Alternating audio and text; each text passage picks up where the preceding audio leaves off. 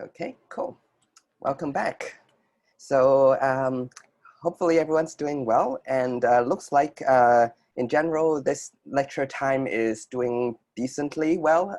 We have roughly the same amount of numbers. It goes up to around 50-ish in once everyone start popping in. So I think this is promising. I'll confirm maybe through Slack within tomorrow, but I think this is probably a good time for going forward. Okay, so cool. Let's directly jump into the topic for today. So now as you know, we started electrostatics, and there are few new ideas we introduce in this segment, in this section of the course.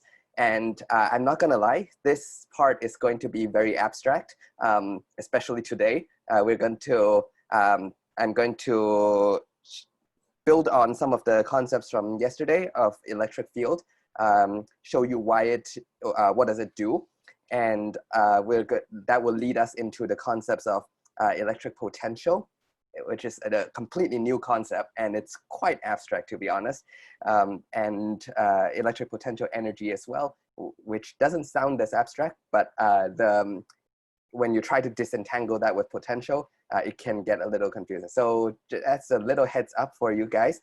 On the other hand, it is less, it is more similar in the same line of thinking as 3A, as looking at forces and looking at how things move. So in some sense, the whole thermodynamics, the whole thermophysics chapter, it's a little bit of a detour in that sense, because from day one, we were talking about the goal of physics, right? The goal of physics is to find out how things move and how the universe works, which I hopefully convinced you that any question you can throw at how does universe work can be translated into how things move. And then in thermophysics, so fluids certainly fall into that category about how do fluids react, how things react in fluid, which is buoyancy, right? When things react inside fluid, and how do fluids themselves move and react. And then in thermophysics is a little bit different. We asked a more philosophical question of what is heat, what is temperature, and we realize heat comes from the idea of internal energy, and every object has internal energy, and when one object's internal energy decreases and the other increases, that transfer is called heat, right? So heat is in essence delta internal energy. Okay, let me turn that off just to be more clear. So that is a little bit of a detour into a philosophical side of the question of, okay, what is this thing called heat? And then we realize, okay, things have internal energy. And then we move on to the practical side of that, is how do we make use of this internal energy, right? So I now, okay, we learned the philosophical side of, okay, things have internal energy. So even they don't move externally or not under the influence of some external non-contact forces, that is like gravity or whatever that's pulling onto it, it itself has energy. All right, now that I know that, how can I benefit my life with that? How can I make machines, right? How do I get heat engines out of that? So so that leads us to the topic of thermodynamics, which is the study of turning heat flow into useful work, or vice versa. You take use work and then artificially make heat flow. That will create, air conditioning, refrigerators, and all these devices. So that draws us a little bit away from just the very pure idea of how things move. Although it comes from it, but it draws us away. Now we return back to there, and we introduce the concept of electric fields, right? So because the next concept of electric potential leads directly from it. So let me summarize a few takeaways that the maybe 4 key ideas from yesterday that you need to know, and which will bring us forward. Okay. So this is lecture 11, I believe, and 19th. So we introduced this whole new force. It's a non-contact force. It's called the electric force. And this guy acts on something called charges. more specifically, we should say electric charge, right? And these electric charge comes in two flavors. It comes in positive and negative. Okay, and I draw a lot of parallel with the idea of actually mass. And in some sense, we'll see, I'll circle back to that. So the electric charge comes in two flavors and they follow a rule. It follows the rule that if they are like charges will repel and opposite charges would attract, right? It follows this rule. No one knows why, at least back then. No one knows why this is. Why do they come in two flavor? A big question. Why do like charges repel? Why do opposite attract? Believe it or not, now in the past 40 years, with the discovery of this whole new, I mean, people talk about quantum mechanics. You hear that in documentaries, but people don't talk a lot about quantum field theory. In my opinion, it's one of the most underrated theory of the recent discoveries, which it gave so much more insights of how we as understanding where things come from. So yeah, so it's not that long ago, you know, in your mom or grandma's generation, scientists back then, it's not that long ago, we do have no idea why do like charges repel. It's a very fundamental question, as you can appreciate, but yeah, it's a very new understanding, maybe 50 years now, moving on 2020, I guess, roughly 40, 50 years-ish history. And okay, so this gives the direction of the force. So we know that, okay, if I have like charge, the direction is they will experience a force that repels. Opposite charge will experience a force that attract. Now, how about magnitude? The magnitude is given by Coulomb's law. So that's the Coulomb's constant. That's the two charges, magnitude of the two charges, and make sure you put in the magnitude. So this should always be positive. Let's actually emphasize that. Make a note in your notes that this is always positive. So if you have a negative charge, plug in the positive value, the magnitude of it, right? Because this is calculating the magnitude. The direction should be given by this rule, okay? All right, we'll get back to that as well. And we draw the idea of parallel with gravitational mass, because this follows a very similar formula that any mass will attract this way. Now that's the similarity, and what is the difference? The difference is mass only comes in one flavor and they always attract. So anytime you have two mass, M1, M2, they will always attract. So that's the different part, that's the similar part. Again, we now actually know why this is, which is a very amazing achievement. So if you look at over here, you see the Q's play the role of M, right? Distance is distance, you know, that's the distance between the center of mass of these objects or the center of charge of these objects. K is just a constant, like I say, to convert coulombs. In fact, it's to convert coulomb, you can work this out, right? Coulomb square per meter square into newtons. This is basically just because we are used to measuring newtons a certain way, we're used to measuring meters distance a certain way, and when for historical reasons, we measure charge by the unit of coulomb, so there must be a certain number, like an exchange rate, to make sure the units work out right, that you go from Newton to whatever this unit is. This K does not play any physical consequence. The real takeaway from here is the larger the charges, the larger the force, the further apart they are, it decreases, force decreases by, the magnitude of the force decreases by distance squared. Excuse me. So this plays the exact same role here, as you can see. So this is one takeaway you want to appreciate from the last lecture of this. And in some sense, you see, this is electric charge. So sometimes you can actually consider mass as a gravitational charge. We sometimes, in a deeper sense, we think of, basically in the world, there are different types of charges. And mass, what we colloquially in our everyday life call mass, is basically gravitational charge. So these things that the more gravitational charge, the more mass they have, you can think of the more gravitationally charged they have. That's why they experience a bigger gravitational force when they are attracting each other. Whereas here, we have different type of electric charge, right? So I don't know if you thought about it this way, but this is a new, potentially a new perspective or a different perspective. You can think of what is mass. And so gravity is not that much different from electric charge. So in some sense, there's a lot of parallel, as we'll continuously draw today as well in helping us understand it. And then we brought up to electric fields. Okay, and there is two key purpose for electric fields. Okay, today, last time I explained the main purpose or the main reason why it was developed, and today I'll explain the second purpose, which is a more practical side of it. Okay, the first purpose number one is to have a way to describe how influential certain things are electrically. So how influential or how strong an object is, right? This is how you can explain to someone, an 8-year-old or someone who's never done physics, what is the deal with it? What is the electric field for? It's to measure how strong something is. Well, let's clarify. If they ask more details, then you clarify.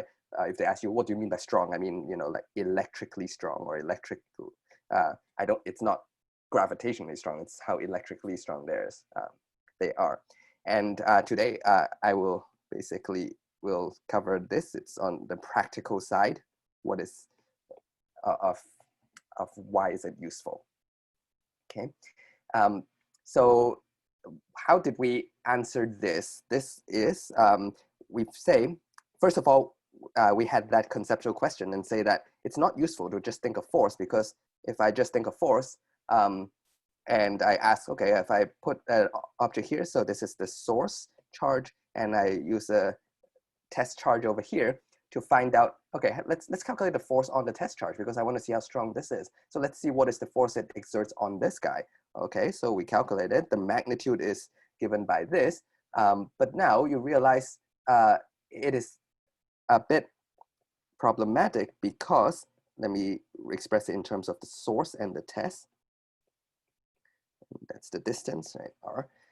And it's a bit problematic because it depends on my test charge. If I have a bigger test charge, I will get a bigger force, but that's not what I want. I want to know how strong an object, in fact, I want some source that I'm interested in. I just want to know how strong this guy is. I don't care for what this is, right? Of course, one way to do it, you standardize what you use to test. You say, from now on, we all use carbon ions to test it, or electrons to test how things strong. Yeah, that's one way. But a more general way is, let's not care about that, and we divide away the magnitude of the test charge, right? And this gives us the new quantity, which we call electric field. So the electric field is only a function of the source. So whenever you say electric field, it is of a source at a point. Okay.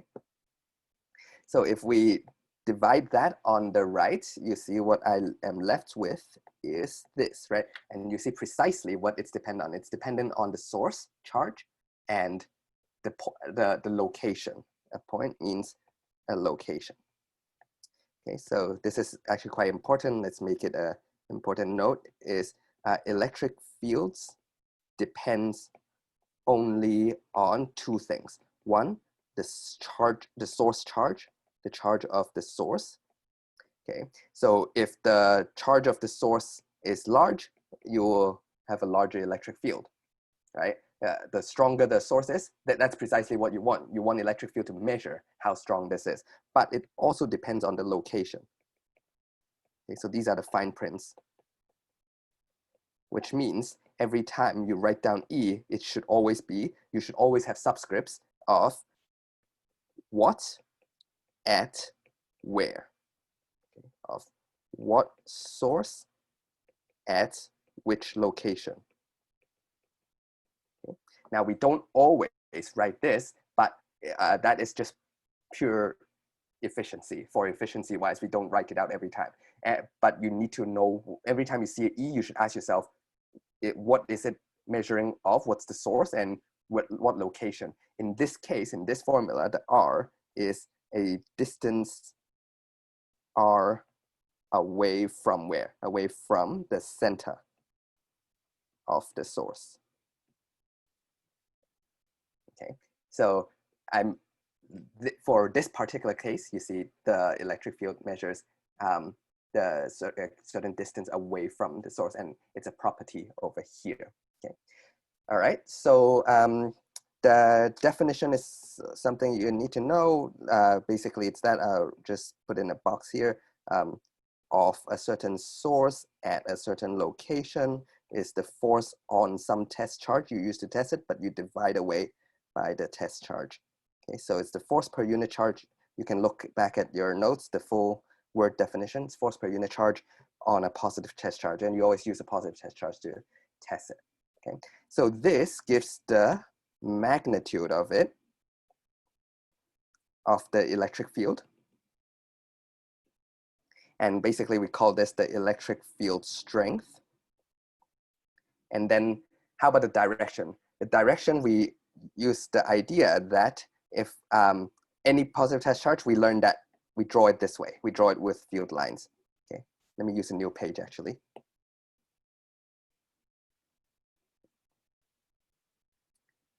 So electric field lines.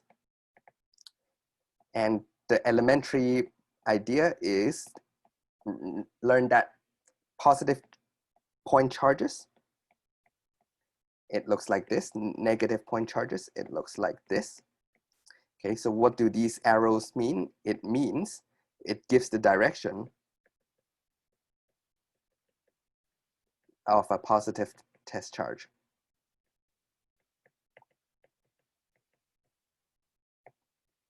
Okay, so I think last time I said it, these are the, if you want to say in more fancy way, it's these lines traces the motion of a positive test charge. If you want, traces the motion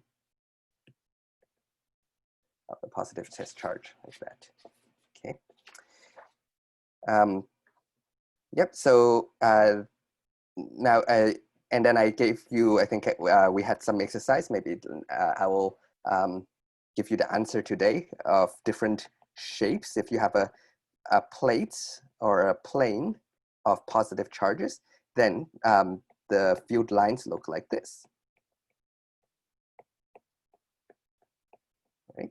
So imagine, does that make sense intuitively? If you put a positive test charge here, is that how it will react? Yeah, sure. So that there's some edge effects as well. So technically on the edge, if you put a test charge directly above the plate, yeah, it will probably go up because this is positive like that, right? But let's focus on the main bit. So sometimes we disregard these edge effects. Okay, and you will in your homework or in the discussion tomorrow, you will actually put these to practice and see how you actually implement the plug-in numbers and how you'll work with these. And you will hear the term an infinite plane a lot, because sometimes I'll symbolically draw it with a few arrows like this to signify that it goes out to infinity. Because the reason why we invent this ideal, of course, in the real world, there's no such thing as a plate with some charge here that extends out to infinity. Of course, in the world that this doesn't exist. But the reason why we invent this ideal concept in physics, you see, we always extract out the ideal concept, is because we sometimes we just want to analyze the very uniform part of it. Right? So if it goes out to infinity, there's no edge effect. I just eliminated edges altogether. So I can purely talk about a very uniform electric field that looks like this. Okay.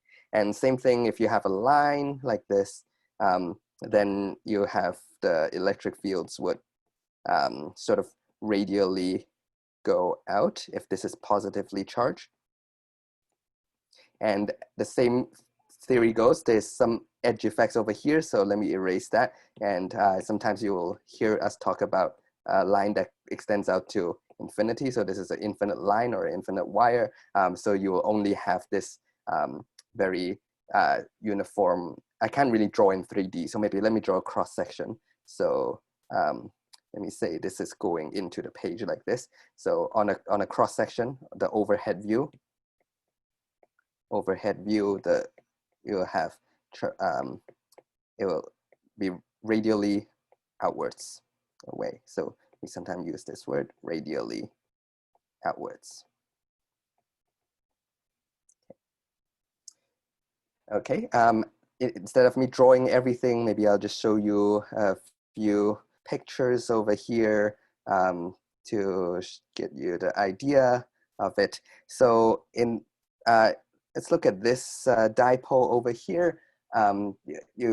It basically just combine the two that I've drawn over here. You join up the lines, you'll get something like this. It's called a dipole because di means two, pole means, you know, the positive and negative, like North Pole, South Pole, positive pole, like this.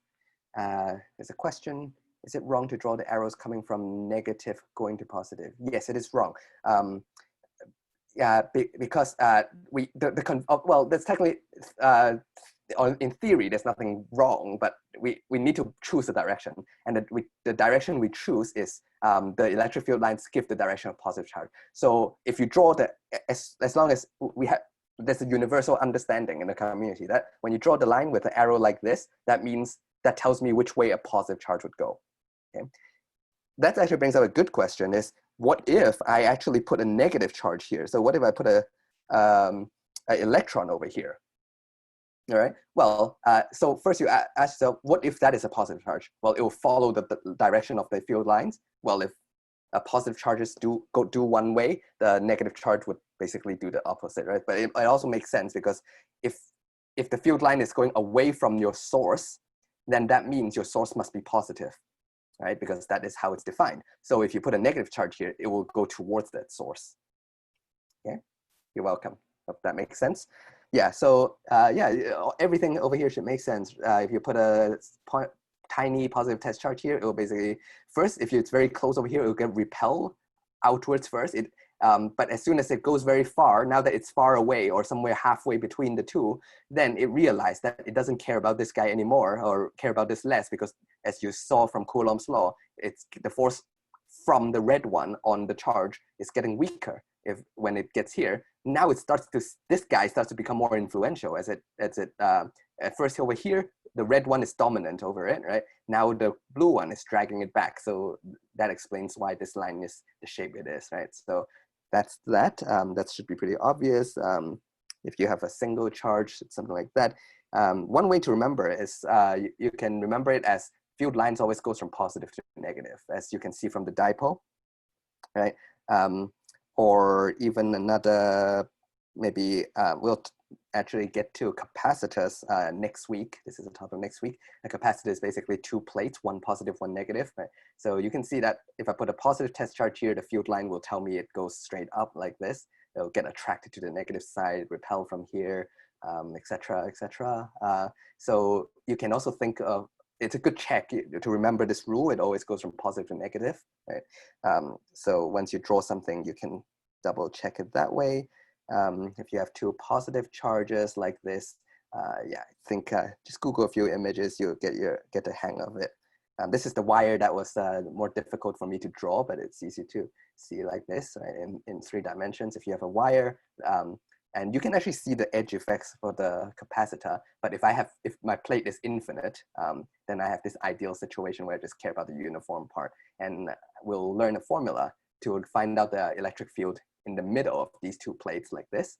And the electric field at the edge is more complicated because it's changing all the time. But here it's pretty constant and uniform. It's very simple. So lucky for you guys, we learned the simple things in life. Yeah, so again, you see this is a cross section like this. So what happens if the wire is negative? Can you guess?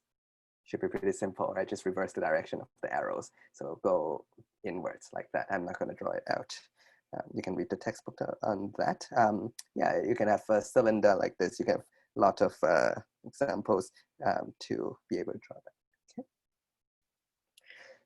Okay, so essentially the field lines gives the direction of what happens to anything you put over here.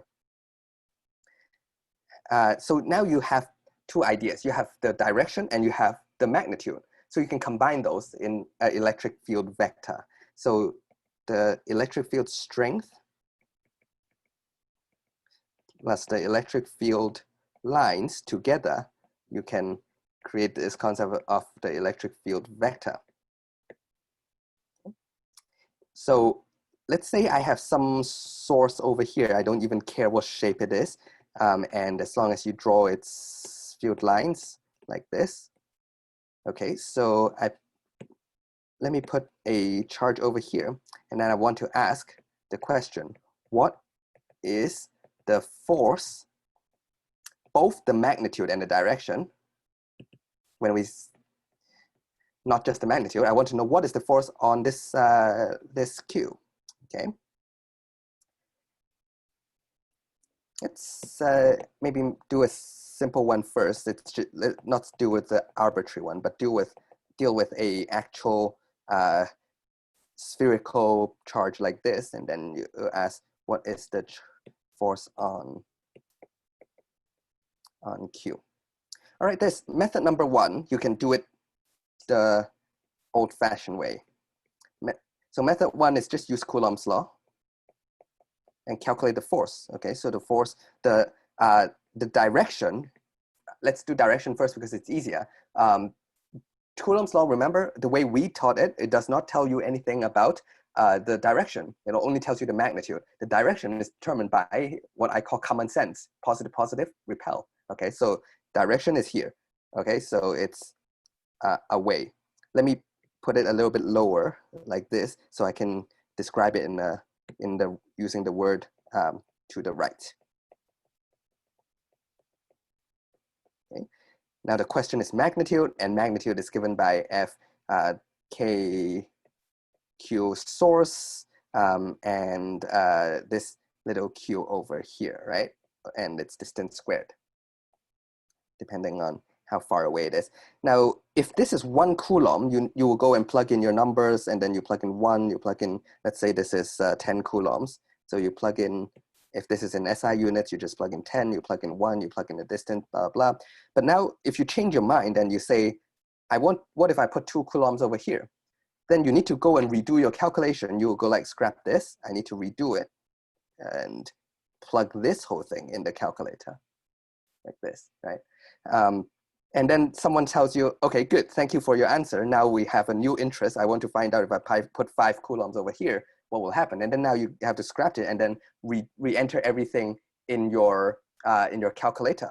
Now there must be a more efficient way, and there is. This is method number 2, which is where electric field comes in, what I said in the beginning of today, purpose number 2. So you first think of, okay, this is the definition of electric field. Let me rearrange this. So I'll multiply out to the other side, right? So remember, this is E of the source at a certain location. And if I first calculate this, let me first calculate the electric field of the source, right? And once I know that, imagine I have a number for that, okay? Then it is extremely economical, right?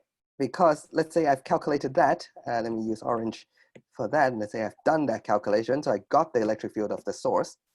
Then whatever charge you have here, you don't have to re-plug in into Coulomb's law all the way like this, and you just need to plug in what you're interested in, whether this is 5. So let's say you know, okay, this is whatever, you plug everything in, and it's 57.6 newtons per coulomb.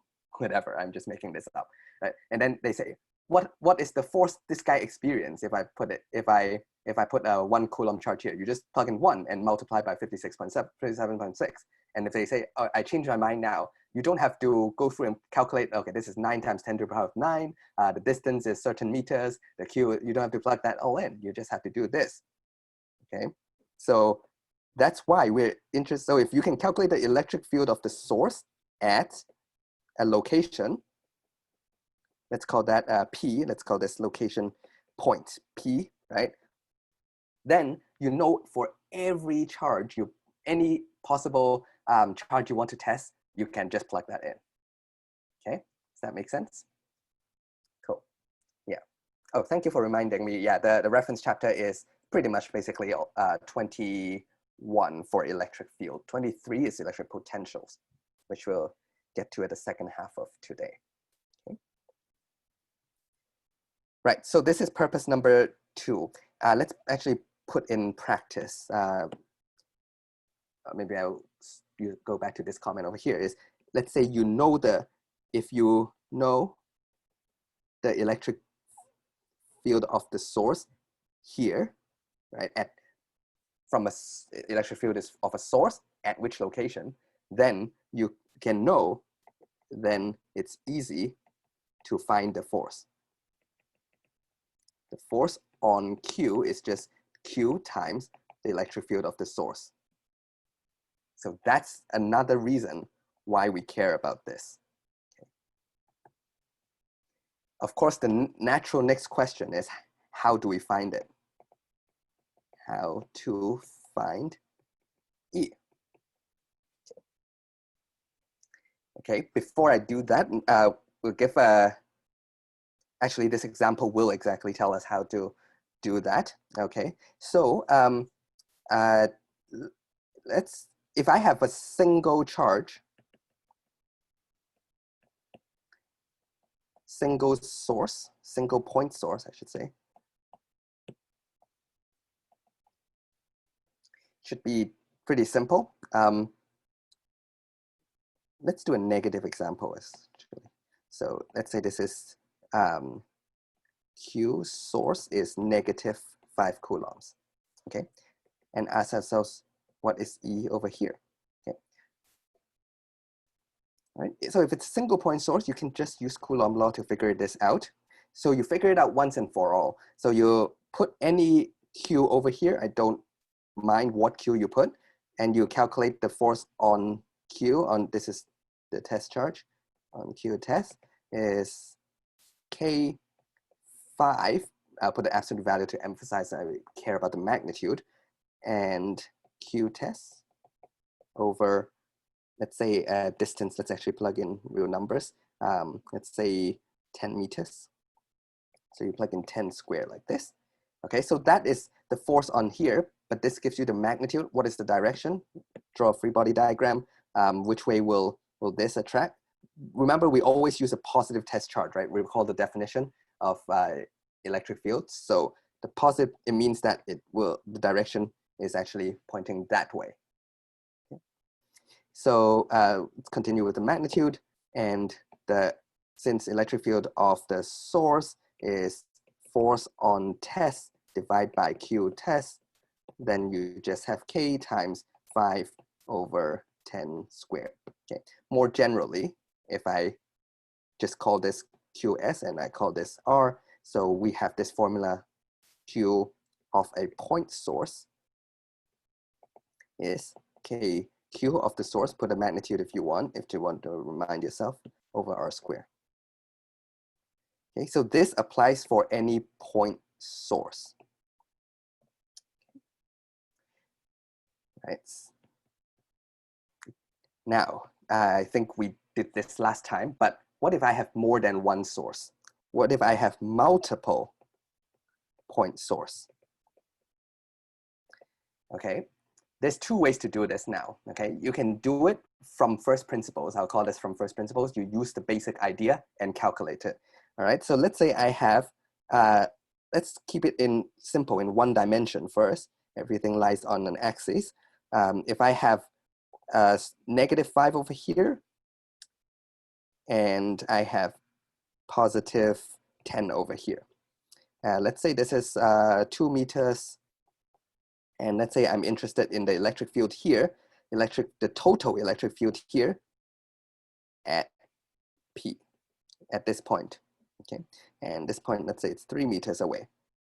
So what you can do is you calculate, okay, I'll put a test charge here. I'll put a positive test charge here, Q test, and I will calculate the net force on the charge is K, I'll put, now I have two charges, and this guy, the -5 is dragging it towards it. The +10 is dragging it, pushing it away from it, right? So they are they are both competing in different directions. So now you need to draw a free body diagram, because when you have more than one force, it's actually, you should always draw a free body diagram, as you can see here. Yeah, but it should always start with that. So let's say that due to the minus charge, it's pulling it this way, right? So let's call that F5 from the -5 one. And then for the 10, it's pushing it this way. I don't know which one is stronger yet, because although the 10 is stronger in magnitude, but it's further away, right? So I can't really tell before I plug in the numbers. So so now you plug in numbers and see the net force on Q should be, let's call this positive. So the right-hand side is positive, so F10 minus F5. The magnitude of F10 minus the magnitude, if you want, put this to remind yourself, of F5. If you understand it, you don't need to put it in every time. Put in the absolute value signs every time. Okay. So F10 is given by Coulomb's law. So usually I don't put in the absolute value signs, but you can start with that to emphasize it for yourself. So that is, you put in 10 and then times Q test, divide by, what's the distance you should use? You should use 2 plus 3, right? 5 squared. Minus K, this time you put in -5, but absolute value sign, right? So just put in 5. So this comes from this, and then Q tests, because you've taken care of the direction already. And what is the distance you should put in on the denominator? You should put in 3, right? That's the distance between Q test and this guy. All right, so now you go and add everything up, and then so you get a number, and then the electric field at P is this whole number. Let's just call this the hashtag, right? This number. So it's the net force on test, Q test, divide by Q test. So you take this number and divide by Q test. So it should actually cancel whatever you have over here and get the result. So this is, I will call it method 1 again. So from first principles. But there's an easier way. Yes, the blackboard is lagging for me as well. I can see that. Sorry about that. And I've done everything I can. I've refreshed my computer and connected with a landline. so bear with it. Right, so this is method 1. You see it's not very efficient. Now there's a cleverer way. Because I noticed this is going to come in very useful. Let me actually change the color of this. For a point source, I actually have 2 point source. So let's not just redo the calculation from scratch. Let's use what we already have. So let's use this formula to directly give us the charge over here. All right, so, sorry, the field over here. Okay, so how do we do that is you draw the free body diagram of the fields. Okay, I'll start a new slide. Let me copy. This is +10, -5, and I want to find, the question is the electric field here, equals question mark. Okay, so first, let me draw the electric field lines. So the idea is draw a free body diagram for electric field, not the electric force, okay? So what is the electric field due to this? Well, negative charge, electric field lines looks like this, remember? So if I do draw the electric field lines for the negative guy, at this point, it's going to be pointing this way, right? At this particular point P, this point P, it's going to be pointing this way. So this is the electric field due to the source, due to 5. I'll just keep it simple. Let's just call it E5. But this is saying the electric field by the source 5.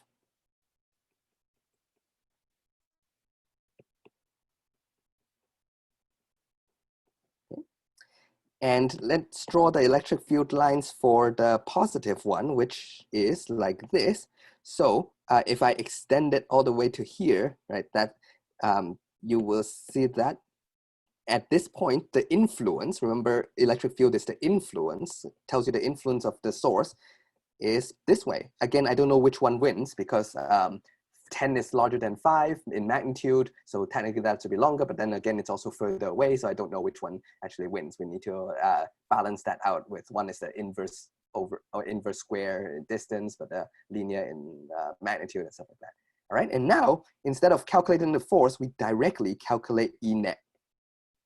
Calculate this directly. So it's E10 minus E5. Again, put in a magnitude sign if you want. I usually don't do this once you get the hang of this, but at first put in an absolute value sign. Remember, it's this. So you need, the diagram is very important. Show up, please. There you go. So this diagram is important in telling you which one minus which one, right? So free body diagrams, it comes into play again, it will come in again and again in the rest of the course. So yeah, so that will tell you the direction, so you know that it's this magnitude, right? This arrow minus this arrow, okay? And now you know the formula, which we gave for a point charge, just to recap, right? For a point source. This is the formula, so you just use it. K times the source is 10, R, which is 5 squared, right? So this is the 2 plus 3 meters, minus K, but remember, you put in the magnitude over here. If you want, again, put in an absolute sign. K5, this comes from absolute value of minus 5 coulombs. Again, coulomb is a SI unit. You see, I don't put that. But now you understand, right? And yeah, and then you plug in the numbers, and then so there you go. So you got the field. If you want to find out now that you know, so you know the net field at P, right? The net field by both of them, right? By both source at P is some number. If I end up putting in, I say, hey, what is the force of this guy, right? I want to put in a source that is positive 3 coulombs, and ask yourself, and ask me what is the net force on this. Then you don't have to redo everything, and you just say the net force on this Q, on this new Q, is just Q times E net. Okay. So you just plug in 3 times whatever that number you got from here, and you got it in newtons. Okay.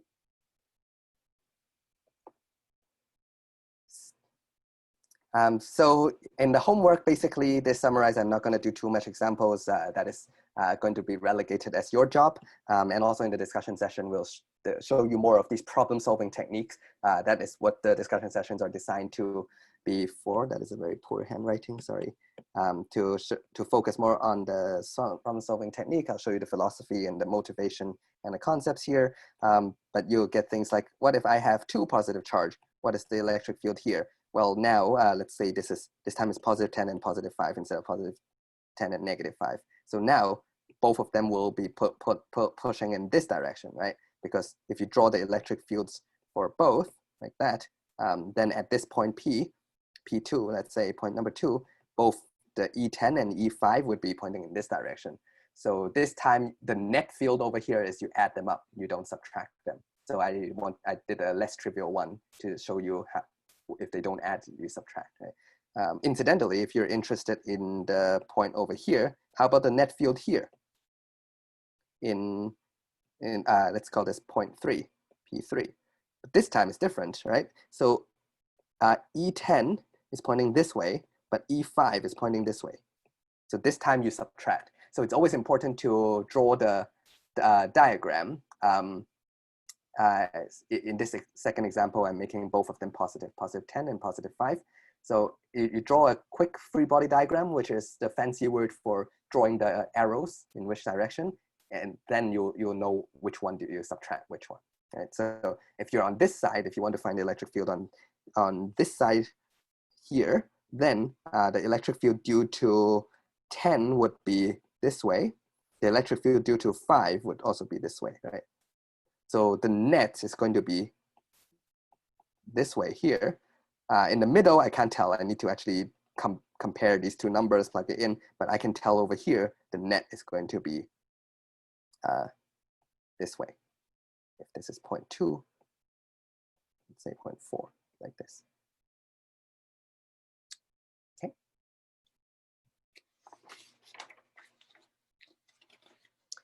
Any questions so far?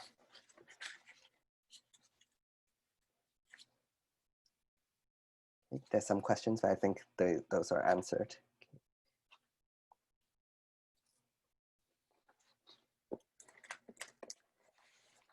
Okay, so far I've answered. If you have a single charge, how do you get the field? And if you have multiple single charges, so if you have a point charge, you calculate the field from first principles. If you have multiple ones, you can do it from first principles, which is calculate the net force and divide by Q test, or you just add up all the fields like this. This method 2 of just adding up all the fields, it's called principle of superposition. Okay, again, that's in your textbook, so I'm going to save time and not write that down. The principle of superposition is this method 2. It's the name of this method 2. Okay, just a quick emphasis since I see the discussion going on in the chat. The arrows represent how a positive test charge would react. So put a tiny positive test charge at that location and imagine which way it will start flowing. That's where the direction of the field lines go. Okay. What if I have more complicated ones? Okay. See. So in fact, I'll give a few important ones. I'll give 3 important ones. One is a sphere. So not a point, but a sphere. And then second one is for a plane. And the third one is for a wire or a line. Let's use the word line. Okay, so a sphere charge, plane charge, okay, I'll keep it simple, but a sphere charge, plane charge, and a line charge, okay? All right, C is actually very simple. So we talked about if it's a point like that, if it's a tiny point, then this is the formula. But if it's a sphere, it's actually identical outside of it. Now, we need to worry about, because there's 2 regions here. There is inside and outside. Okay, inside is a little bit more complicated. Inside of a sphere, it depends whether it's an insulator or a conductor. I will probably go back. I'll call that the more advanced technique tomorrow. But so for now, I'll just comment on the outside. Outside is simple. Outside of a sphere is exactly the same as a point charge. So if this sphere contains positive Q amount of charge, it doesn't have to be positive Q, just Q. It's just KQ over R squared, but remember this R is from the center of the sphere. So it's exactly the same. So you can put a star and comment, it's the same formula as point source. So a sphere source and a point source outside, it doesn't care, okay? Outside of the sphere. Try to make it. It's this. Inside, it depends whether it's a conductor or a insulator. Okay, we'll circle back to that. So for now, I'm not going to introduce that yet. For a plane charge, now notice I haven't proved to you this is the fact. I'm just telling you these as facts, okay? This is the part of the syllabus where I am actually going to defer it because it's one of the more advanced topics. If I can find Canvas. Oops, I think never mind. So if you look at Canvas, you'll see the syllabus that there's the topic called Gauss's law. That is probably the most difficult mathematical topic in the course. So I'm going to circle back to that at the end. We're probably not going to put a lot of focus on examining that, so don't worry about that. But at the end, it's always, you know, I make a big deal of we're not machines trying to just memorize formulas. Unfortunately, this is the time where I break that rule a little bit, because that is a big complicated part. So I will swap the order and first tell you the formula, and we'll get used to using these formulas and get a better feel of it, because I completely understand that this is very abstract the first time you see it. So let's get a feel of things first. I'll just, it's not too hard to understand this formula, to be honest. The fact that if you're away from the sphere, especially if you're very far away, this sphere just looks like a point charge to you anyway. So it's no surprise if you're outside of a sphere, it follows the same formula as that. So also remember, this should be magnitude of Q, you know, because every time all these formulas, I'm telling the magnitude, and I'm going to emphasize this many times, the direction, use field lines to determine it. Field lines or free body diagram of the electric fields to determine the direction, which way it goes. Okay. All right, so yeah, so now the next tool is a little bit less obvious where it comes from. The reason is from Gauss's law, which will come back in the end, but I'll give you the formula so we can use it, okay? So the formula for the electric field. So first, let's draw the field lines, right? So it looks like this. For now, I'll treat everything as positive. If negative, just reverse these arrows.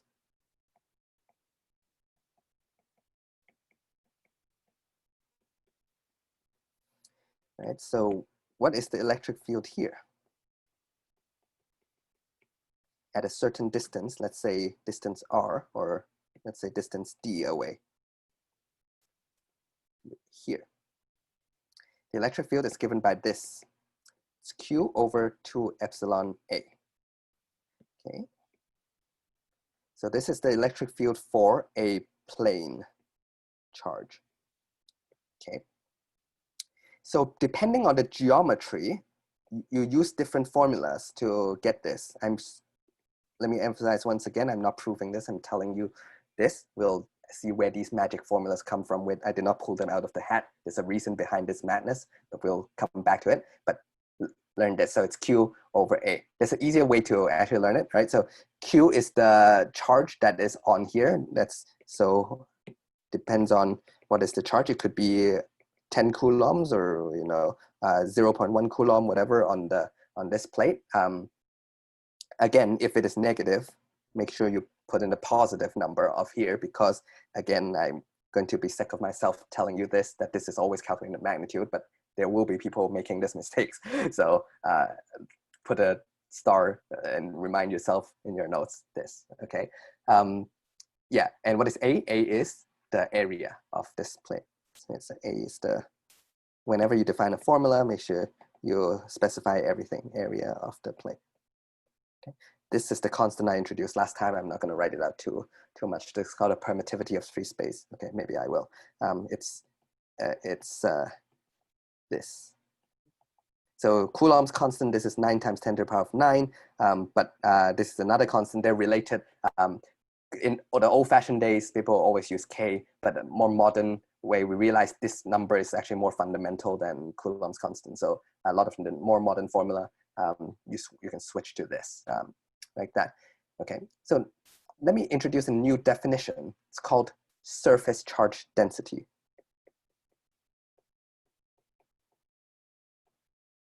Okay, let's break this down. So it's called sigma, and it's defined as the charge per unit area.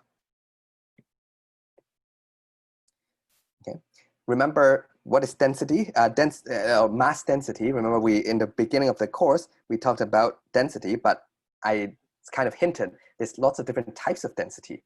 There is population density, which is the number of people per the area of United States, right? Number of population per area of the country. Then you have population density. You can have mass, right? There's the amount of mass per unit volume. Then you have a mass volume density. Here, we're looking at how much charge is distributed per unit area. So this is charge density, and I'm looking at surface charge density because the next I'm going to introduce the idea of a linear charge density, which is lambda. It's the amount of charge per unit length. Okay, so that's how much charge per unit length. With the introduction of these two new things, one is sigma, one is lambda, then it makes it much easier to write this formula. This formula becomes sigma over 2 epsilon, because you see Q over A is sigma. So let me extend this box over here. And I'll give you the final one on the line charge. So the electric field over here, first of all, again, let's say this is positively charged, and the field lines look like this, right?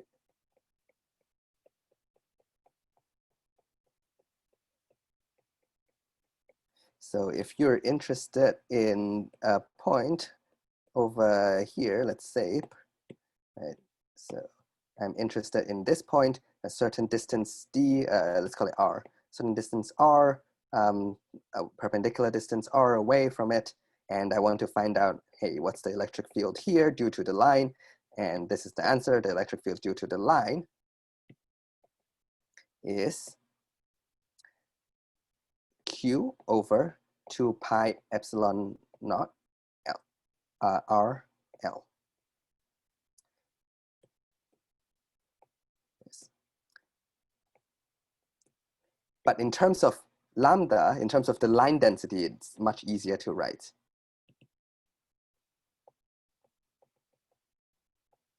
Like this. Not a whole lot easier, but a little bit easier, right? Because you see there's Q over L over here, and Q over L means it's lambda. Okay, so this is how much charge per unit length, this is how much charge per unit area. L, oh, sorry, thanks. I should define my variables, right? Good. Q is the amount of charge on here, L is the length of this wire. So let me define on this. So there's Q amount over here, and L is the length, right? So the charge per unit length goes in here. All right. So I also introduced, might as well, since we have charge per unit length, charge per unit area, we should have a charge per unit volume as well. So that is totally true.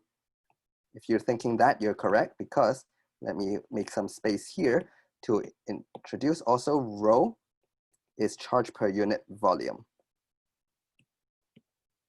So this is the volume charge density.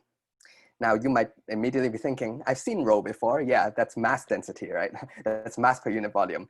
So this is volume charge density, but we run out of variables at some point. So we can't invent too much new variables. So yeah, since it is also per volume, let's just use the same variable rho. So depending on the context, if you like, you can say rho C, rho charge, like that, but no one really does that. It's in the context, it shouldn't be confusing. It should be, should have to say it. Should be the same concept. Okay. Epsilon naught is called the permittivity of free space. Look at your notes from yesterday. We have discussed that already.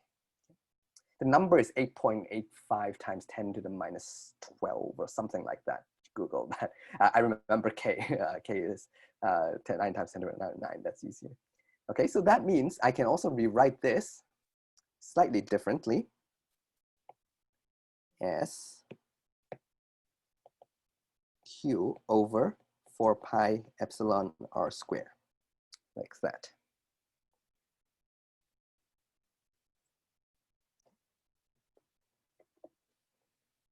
You see K is 1 over 4 pi epsilon, so I can write it like this as well. So now it looks very hard to remember these, but I want to point out an interesting fact over here. If you look at the denominator over here, see if I can circle this part. You see 4 pi r squared. Does that ring a bell? That is the formula for a surface area of a sphere, right? Isn't it interesting that it shows up over here? So it's like Q over epsilon and 4 pi r squared like this. Okay. And then if you look at this, does this ring a bell? 2 pi r is the circumference of a circle.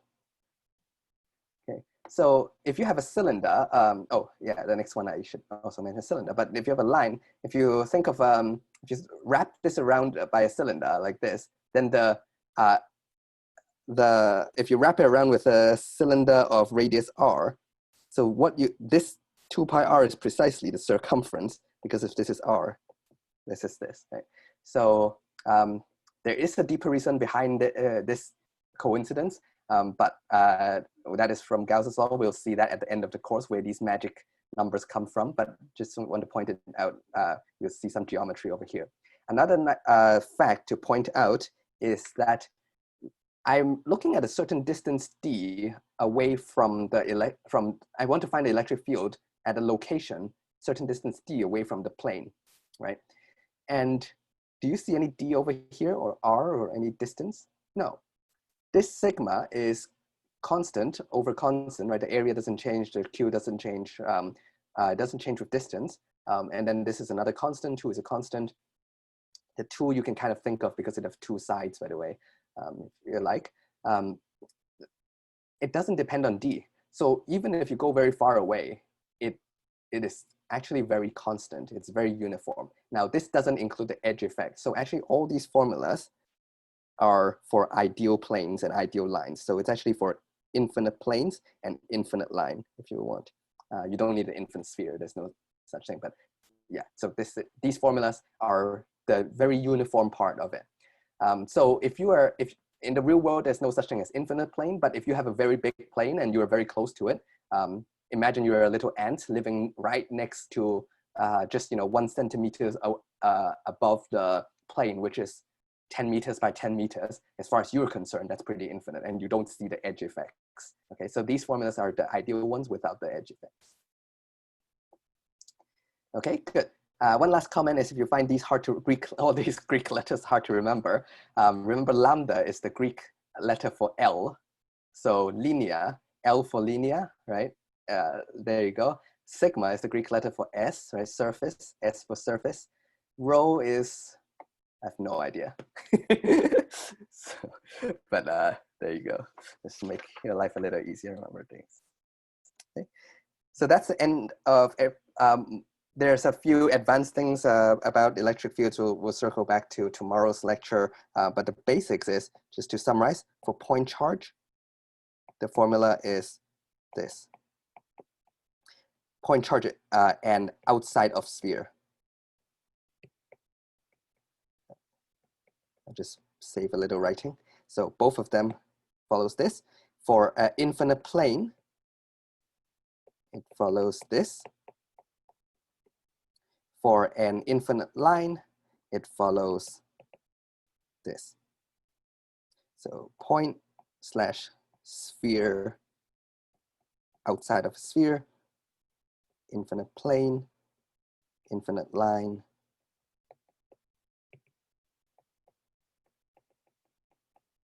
So I remember the 2 pi r part over here, right? And this one, the 2, I remember it because there's 2 sides of the plane.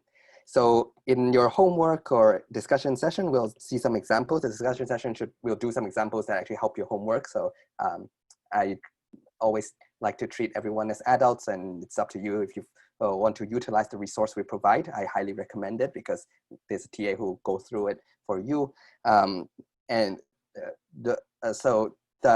You'll get problems like, for example, hey, what if I have 2 planes?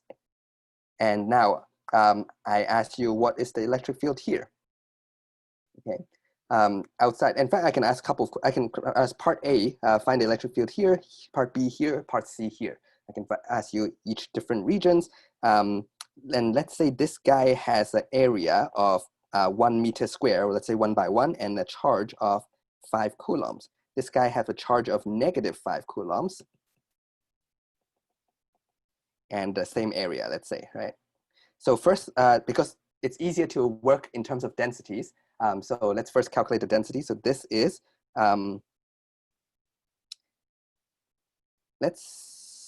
yeah, 5 over, yeah, so 5 over 1. I was thinking to make up different numbers, but yeah, that will save some time. So 5 coulombs per 1 meter square, so it's 5 coulomb per meter square, right? Since everything is in SI units, don't worry too much about the SI unit. So this is plate number 1, Q1, Q2. So plate number 2, sigma 2 is also 5, right? 5 coulomb per meter square. Okay, so let's try to find A, B, C. The first thing you do is you draw the electric field lines. So this is a plate, so it looks like this. Which way would the arrow go? The arrow will go this way, right? Because this is a negative plate. How about this? This is a positive plate. The arrows would go away from it. This actually, so you can join up the lines, right? They actually work in together like this. Okay, so we'll draw some free body diagrams of the electric field. Let's start with B. So at this point, what is the electric field due to plate number 1? It's going this way. So E1 is going this way. The electric field due to plate number 2 is also this way.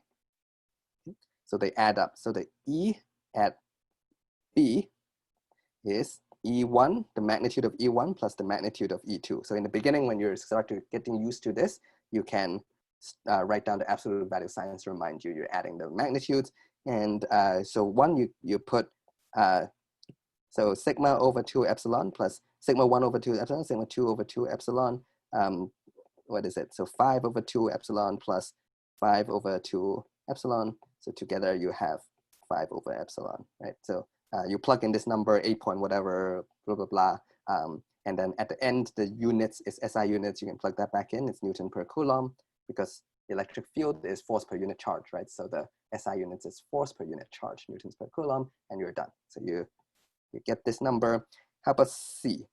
So if you draw the free body diagram for C, what is the electric field due to plate number 2? Well, the electric field due to plate number 2 is this way. How about the electric field here due to plate number 1? Well, the field lines for number 1, goes like this, right? So over here, the electric field due to plate number 1, remember these are infinite plates, by the way.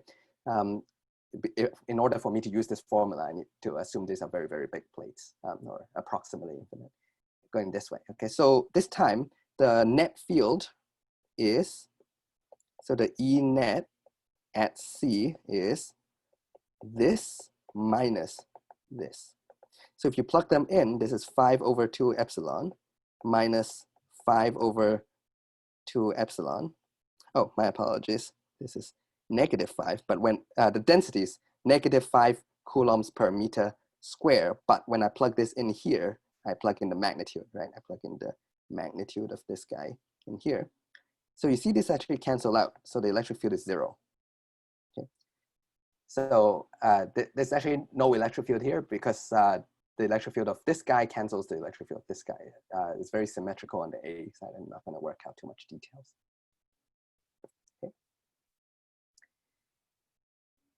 Okay, so this is a wrap on the electric fields. So now let's ask ourselves next, what is this question? What is this thing called electric potential? Okay, so the idea I need to bring you back to is to the whole point of physics is to find out how things move, right? And I've convinced you, basically, we try to ask how the universe works, but a lot of the time, you can convert that question to how things move. Basically, you want to find this formula, you seek this magic formula, x of t, right? Or in 3D, then you need x, y, z of t. So you want this vector, right? So sometimes called r of t. Right? So you want, this is a vector r in some 3-dimensional space that has x, y, z, and you want to find out as a function of time, where does this thing move in 3D space like this. But in the essence is to find out this. So this is the position function. Function or the function of motion. And how do we find this? Basically, you need to find v of t. And how do you find v of t? You can find a of t, because if you integrate v of t, you get x of t. If you integrate a of t, you'll get v of t. So how do you find a? Well, the whole point is you use Newton's second law. You need all the forces on the object, okay? All forces, or the all net forces, right? All slash net. Because F net will tell you A.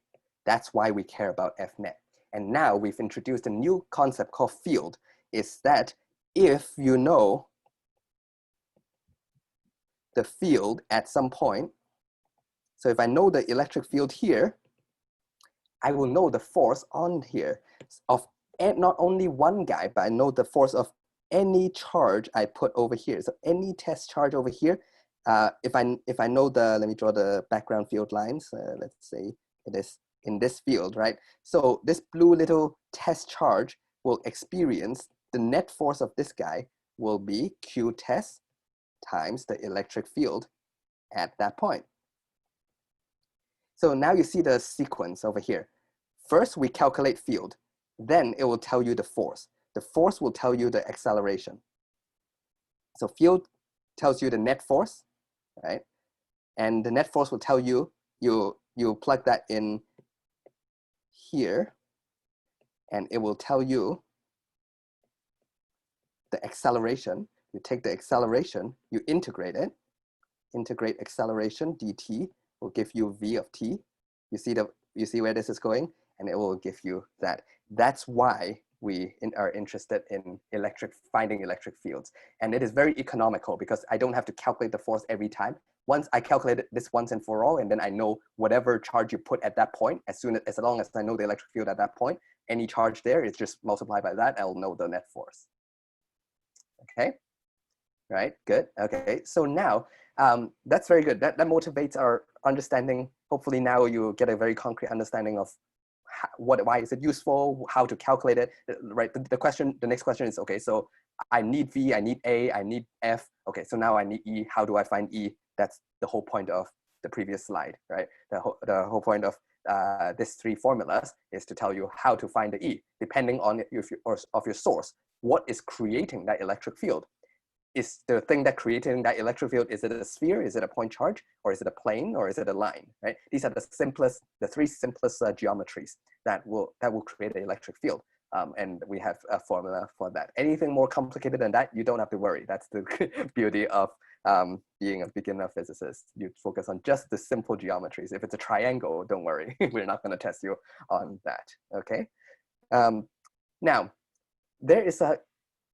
this is one philosophy. This green chain of logic is propagated by Newton, who motivated, this is how you find your ultimate goal here. This can be summarized as the force approach.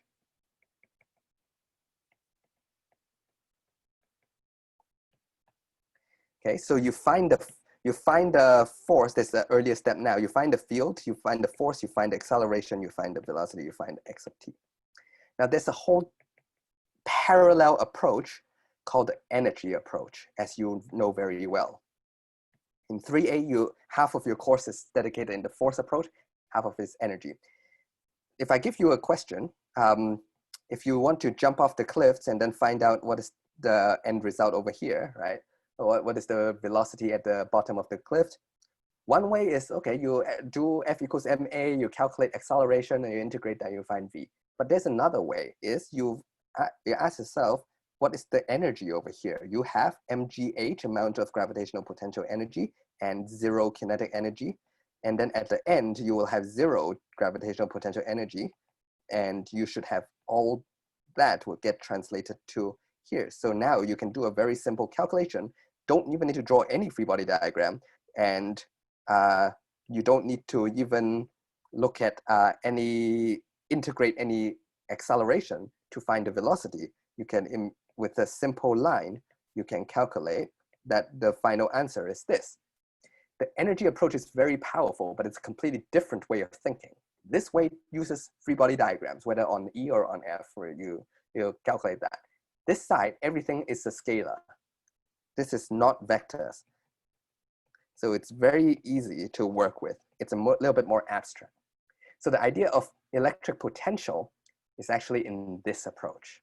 Okay, so this is it's almost like if I want to find out the end result of electron in the electric field, I can do it the force approach, or you can forget everything we just talked in the past 1.5 lecture and just learn how to do the energy approach. Now, each of them have its benefit and disadvantage, because over here, if I want to find X, now it's a little bit more complicated. You can, but so each of them have their different pros and cons, right? So now this is the motivation of why we care in shifting into here. So first, let me give you the definitions of things. So we start off by learning what is the definition of electric potential energy. Okay, so we know what gravitational potential energy is. Actually, we don't quite. Now I'll give you, we know the gravitational potential energy on Earth, but not in general. We'll see here in general. It's actually the work done, actually any potential energy. Any potential energy, the definition is the work done against a non-contact force.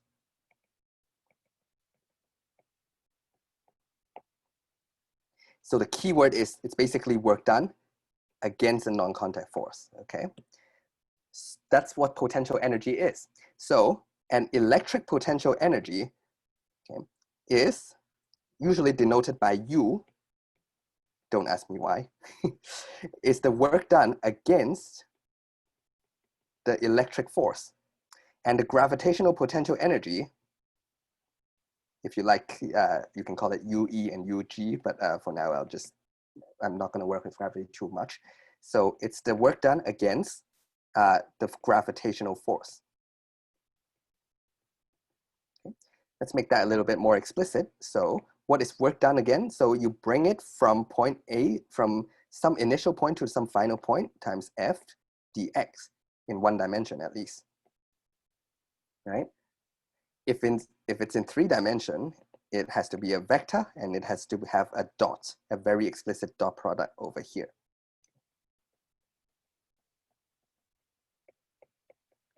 Okay. For now, let's focus on the 1-dimensional one. So what do we plug here is you plug in the electric force. For the gravity case, that is from initial to final, you plug in the gravitational force. Okay, so what is potential energy in one word? It's work done. But work done against what? Work done, you need to push it with some force, right? It's work done against the corresponding force. If you're talking about gravitational potential energy, plug into gravitational force over here, right? So let's quickly see what is the gravitational potential energy on Earth. So you need IF, you need to plug in the force of gravity on Earth. Well, we know that on Earth is mg. Let's call it dy, because if I put an apple on a table like this, so Earth, I put an apple at a table, I'm moving against, let me call this the y direction. You can call it the z, or you can call it the x direction, but let's call it the y direction, going up, right? So this is the direction you move against the gravitational force, right?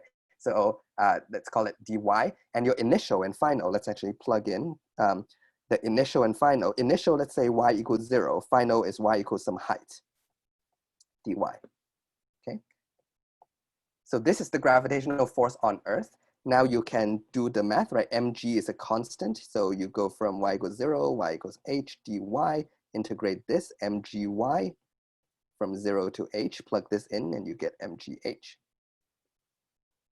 And that is why you have this formula mgh when you normally talk about gravitational potential on Earth. Does that make sense? How about in space? What if it's not on Earth?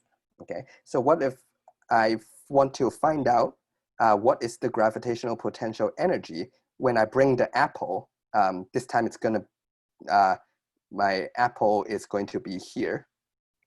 it's going to be far away from Earth, so that the radius is, I cannot no longer approximate the distance between the apple and the Earth is just the radius of the Earth plus a tiny number. Now it's actually very far away.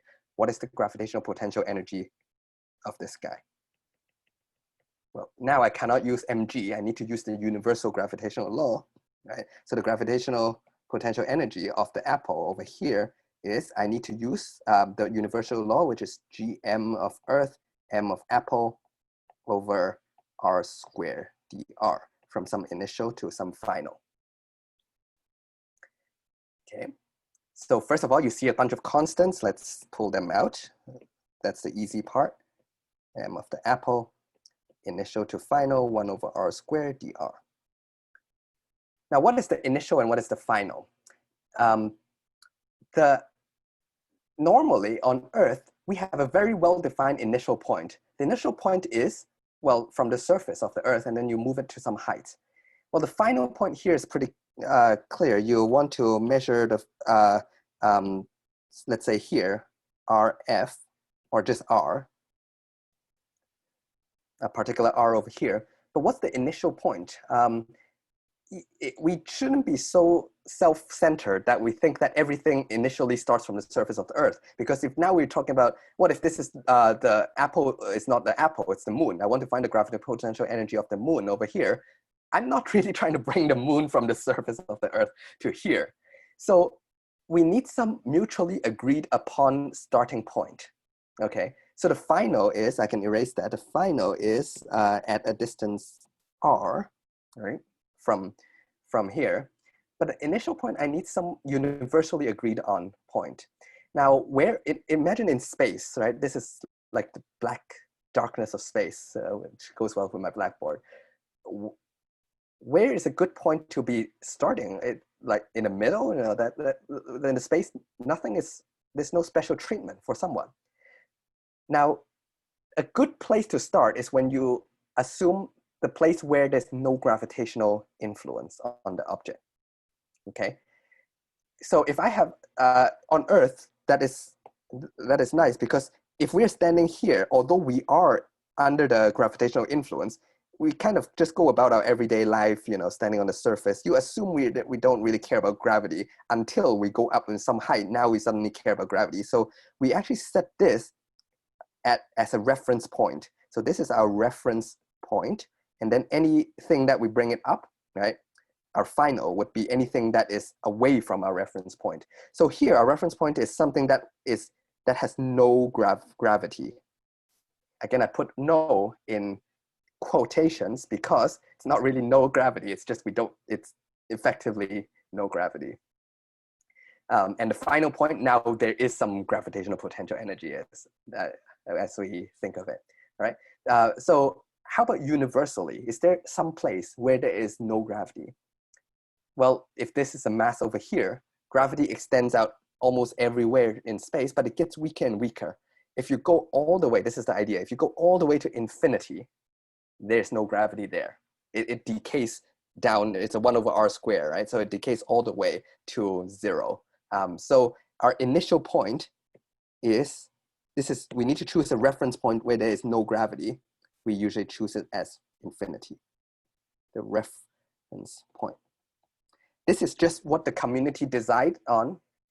If you like, you can choose a different reference point. You can say somewhere else, I'm going to call 0. In fact, right, remember the MGH formula? Technically, it should be mg delta y. Sometimes you see the books right there. You really just care about the difference in height. You don't really care about mgy1 or mgy2.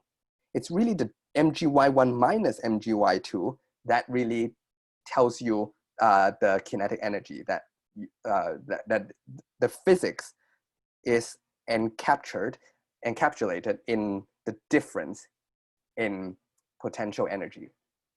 It's always difference in potential energy that causes motion, not the absolute potential energy, right? So whenever you look at, so if you have a reference point, now you can talk about difference.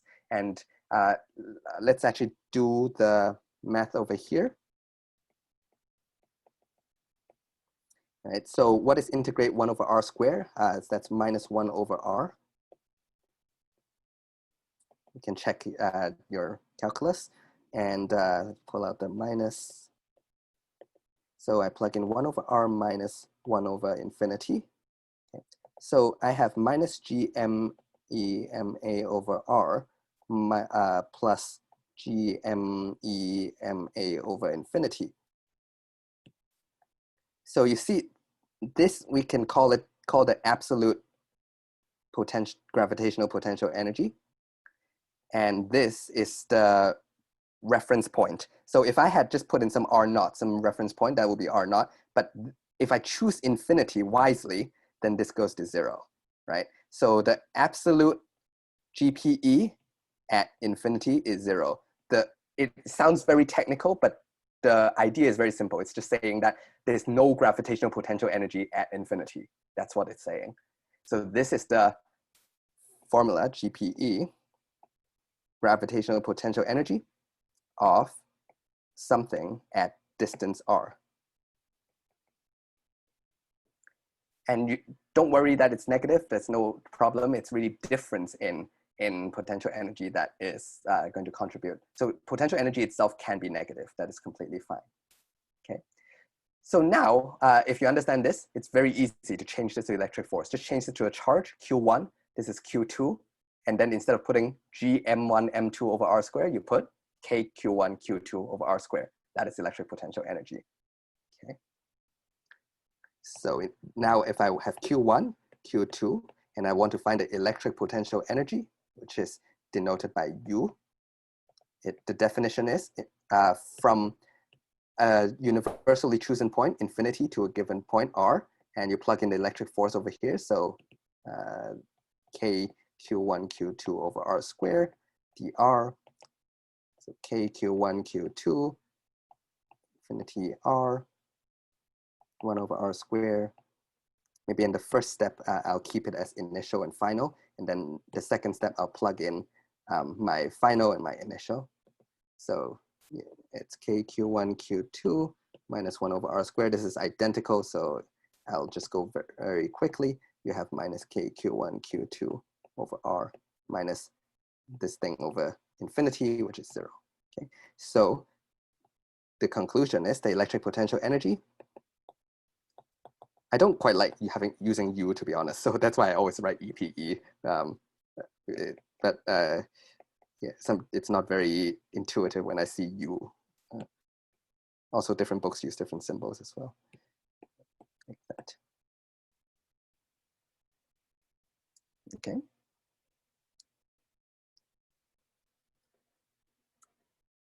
And that's electric potential energy. I will use another 10 minutes to talk about electric potential. And it's also not too difficult. It's a little bit confusing, but it's a little bit abstract, sorry, but it's not too difficult to explain once you understand potential energy. Okay, so potential it's the same philosophy as electric fields. Okay, now I have Q1 and Q2. Sorry, the boards are slower and I have to wait for it. Yeah, so if I have Q1 and Q2, now that's good. So I know the energy of Q2 with respect to Q1. But now I just want the electrical, how strong Q1 is. I ask the same question as like electric field asks. What if I have a source? So this is my source. And I just want to find out how much energy, energy is not the right word but maybe I would just use the word, how strong this Q source is, okay? But remember, you go like, yeah, we just introduced the electric field. We can do that with electric fields. Yes, true. But now I want the energy approach. I forget about everything we learned about in the past 1.5 lectures and see, is there a different way to do this? And the philosophy is the same, but this time we don't use force. It's not force per unit charge, right? It's energy per unit charge. So you introduce a new concept, not force per unit charge, because you forget about force. You assume you never learn about it. You just learn about what potential energy is. It's the work done against something, right? And now what you can do is you find a test charge, put it here, calculate the EPE that the test charge has, and you divide away its own charge, right? So if you look at this formula here, or this formula here, you see the electric potential energy depends on both Q1 and Q2. That's not what we want. I just want to know how strong Q1 is. Do you get the idea? It's the same idea as the electric field. So we first calculate the potential energy because that's the way we know how to do. And then we divide away whatever you're testing it with, okay? So that is, I'll write it down formally, but that is the idea. In fact, let me give you the formula first. The symbol is V of a point charge is minus KQ, I'll use Q source over R, okay? Just see this, right? EPE is minus KQ source Q test over R, not R squared, R. That's the difference, right? And then now you divide away Q test, and you'll get this. So this is called the electric potential.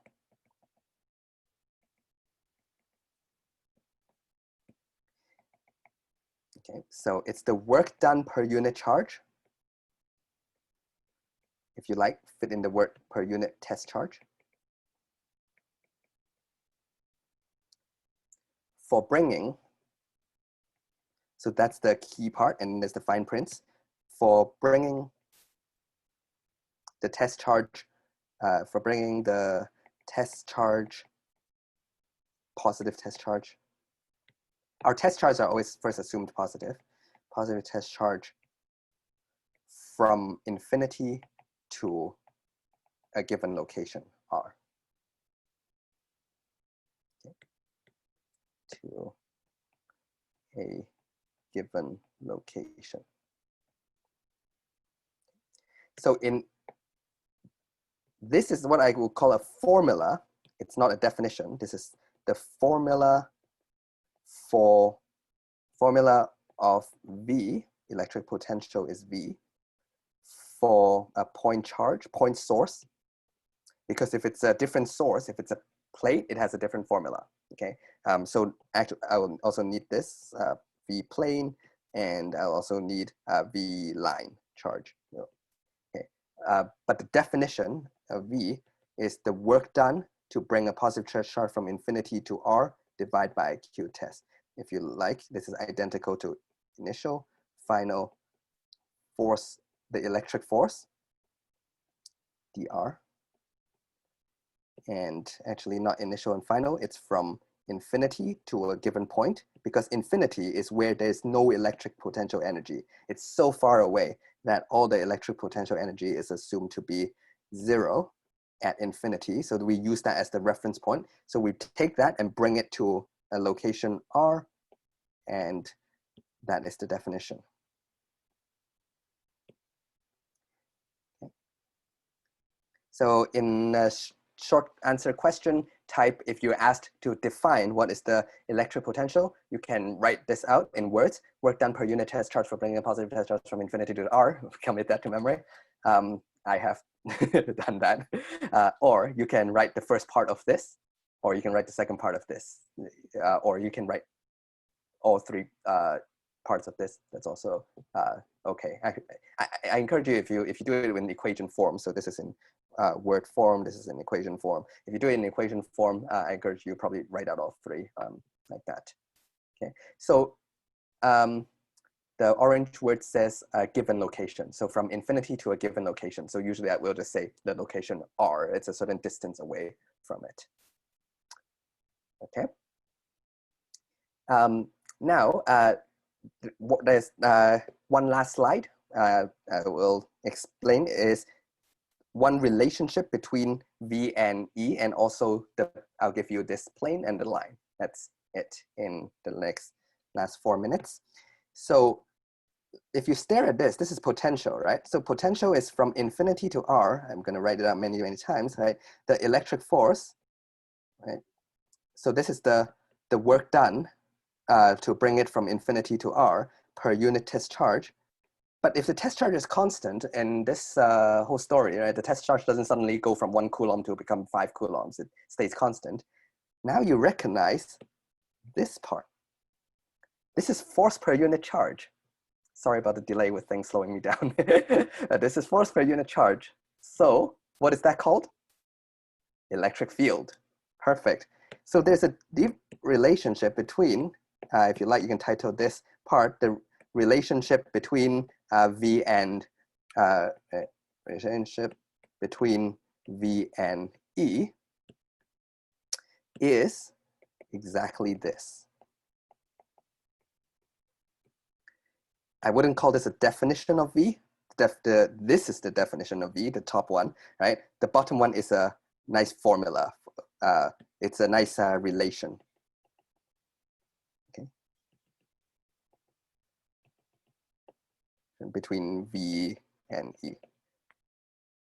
Okay. So if you know E, you know V. You know V, you know E. Now we tie everything back in full circle. Is you can do things completely in the E side of things, like just the force approach, or you can forget about that and do things with V side. So tomorrow in the discussion session, you'll see the examples of how we use this idea. Right, so that makes it also very easy for us to find out for the plane, remember it's this. And for the line, remember it's lambda over 2 pi r, right? There's an epsilon not always on the bottom, and that's 2 pi r, the plane is 2. So we can find out the V for the plane is, well, from infinity to r, and you this time plug in for the plane. Now, fortunately, everything on, so what we're trying to do is we're trying to ask if I want a potential, it's also a property of a location. So I want to find the potential here, V here at some distance r away. The idea is you bring a positive test charge, Q test, at infinity, and you bring it from here all the way to here and ask how much work does it take? Let's make this green. How much work does it take to bring it from infinity to the location that you're interested in? And then you divide, once you calculate that, you divide by Q test. That will be the potential, okay? It's called the potential here. So the math is simple because this is a constant, so you pull this out. All right. Now, actually, let me call this whole thing E plate or E plane. And you know it's a constant, so it's E plane times integrate just R, so you get R from infinity to R. Now this is interesting. There's a subtlety over here. Is E plane times R, that's good, but it's minus E plane times infinity. Now it looks like I'm subtracting infinity. So I need to actually modify my equation a little bit because the problem is here. This is a very subtle part where the electric field doesn't actually decay. So at infinity, it's not really zero. So that's slightly a problem. So instead of using infinity, we need to change the definition a little bit and call that just some reference point, R naught. So here it will be minus R naught, okay? And that is and you see this is, as long as you calculate the same, you use the same R naught for all the planes that you, so if you have two plates over here, and both, as long as you both use, let's say my R naught is this, R naught is 10 meters away. That is my reference point. I'm going to measure my potential always starting from here, not from infinity, but I bring it from 10 meters to a certain point. Then you're good. As long as every plate you use the same common starting point. Okay, there's no definition which you should choose. For a point charge there is, because it's a natural point at infinity, we'll just call that zero, right? Because it's nice and, but for a plate at infinity, it doesn't decay to 0 if it's an infinite plane. So that's one subtlety over there. So I'll put that in a box. So for V plane, it's E plane times R minus a constant. And that constant is the same for almost everything, for every plate you do in your problem. And finally, for line, you can do that as well. Is V line equals to, from this one does decay to 0, so that's good. So you just put in E line. Right, so lambda over 2 pi epsilon r dr. Okay, I'll go through the math quickly. 2 pi epsilon infinity r 1 over r dr. And you have a similar situation, log like this, infinity r. Okay, so that is the expression for it. Now, usually you won't get too much problems on this absolute potential with a line, but the philosophy is the same. Okay, the philosophy is just doing this. All right, so I think this is the main takeaway. Electric potential energy is the work done to bring a charge from infinity to a certain point. Okay, trying to find the slide. Yeah, the electric potential energy is the work done, and work done is doing some work against a certain force, right? To bring the charge, a charge from infinity to here. Okay, so bring a charge from infinity to a given location. Your initial point, choose some reference point. Usually, unless there's special case like a plane, usually this is at infinity. You bring it to a point, and how much work you done, that is the potential energy. Because it's called potential because it has that potential. If you release it, now it will turn into kinetic energy. So because you've done that amount of work to bring it there, there's conservation of energy, right? So it's stored that amount of energy, and if you release it, it's like gravitational potential energy, that you bring it from the surface of the Earth to a certain height. You've done some work against the gravitational field, so you've put in some work. You don't see it, but it's in a potential at some height. Okay, as soon as you release it, it'll drop and it'll turn into kinetic energy. So this is a similar issue. Let's say this is both positive. If you take the two positive charge, you put it together like this, you have done some work because they don't naturally go together. Now, if you release it, this amount of potential energy will get converted into kinetic energy. So they'll move apart with that kinetic energy. So with conservation of energy, you'll know exactly how these things move. So that is what electric potential energy is. Every time you're confused, just think gravitational potential energy, okay? And potential is just this, divide by a test one. So you decide which one you're more interested in. One is the source, one is the test. That's potential. Just show you this one. So it's the work done to bring, this time you differentiate that you're interested in one guy more than another. So you treat one as a test charge, you find out how much work it takes to bring it to that location, divide by it, and now you know the potential of your source. Okay? So these are the main concepts. Tomorrow in discussion session, I know there's a lot to take in. You will, yes, I can go back to the last slide. You will utilize some of these concepts. By the way, some of your classes discussion session would discuss the electric field. Some of them would discuss electric potential. And the TAs will probably put out the recording, Zoom recording on the discussion session page of the Canvas. And you can go and look at the, other explanations as well. Yeah, and in tomorrow's night's lecture, I will also go into more, give you more examples. There's no new concepts tomorrow night lecture. All the concepts is here, and I'll basically just get you more comfortable with these very abstract ideas. Okay. All right, lots taken, but thank you for staying, and have a good night. I'll stay for a few seconds if there's any questions. But yeah. If not, have a good night.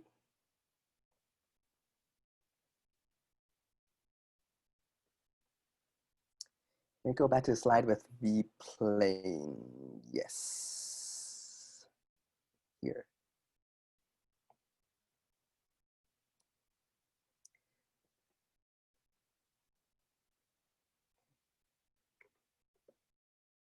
So this is the potential of a plane. It's the electric field times. So there's electric field times the distance away. The electric field, you know, it's sigma over 2 epsilon. So if you don't want to use E-plane, you plug in what is the density here, and then you plug in, oh, how many meters away? It's 3 meters away. So you plug in 3 meters away, and then you plug in R, and then it's minus a constant.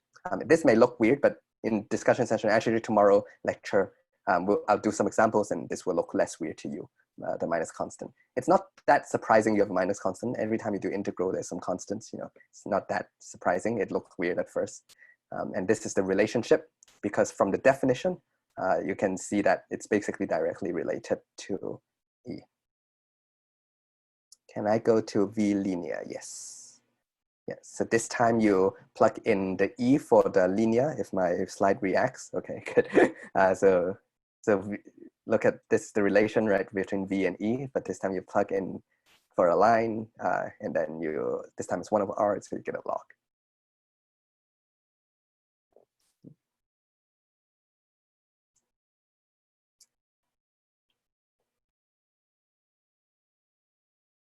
Okay, all right, so I will have these slides up in the next few minutes after I end, and you'll get to see the slides more and the recording.